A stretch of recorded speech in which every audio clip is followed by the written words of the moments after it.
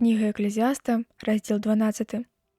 Памятай пра творцу свайго, у дні юнацтва свайго, пакуль не надыдзе час турбавання, і пакуль не наблізяцца часы, пра якія скажаш, не падабаюцца мне яны, пакуль не зацямніцца сонца і святло, і месяц, і зоркі, пакуль не вернуцца пасля дажджу хмары, калі будуць дрыжаць вартаўнікі дома і хістацца мужы найдужэйшыя, і спыняць працу тыя, што мелюць, бо іх стала мала лікам.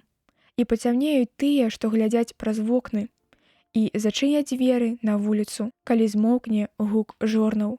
І будуць падымацца на голас птушкі і спыняцца усе дошкі спеваў.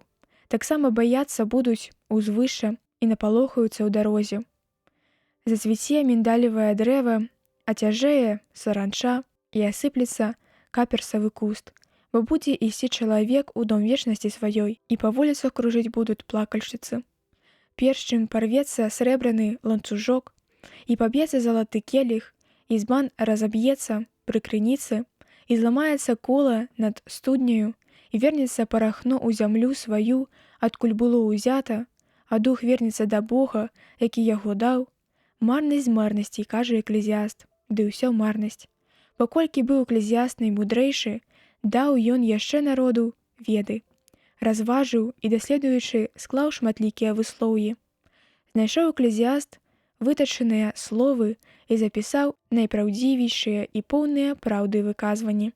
Словы мудрых, як джалы, і як цвікі, умацаваныя парадамі настаўніка. Усе яны дадзены адным пастарам.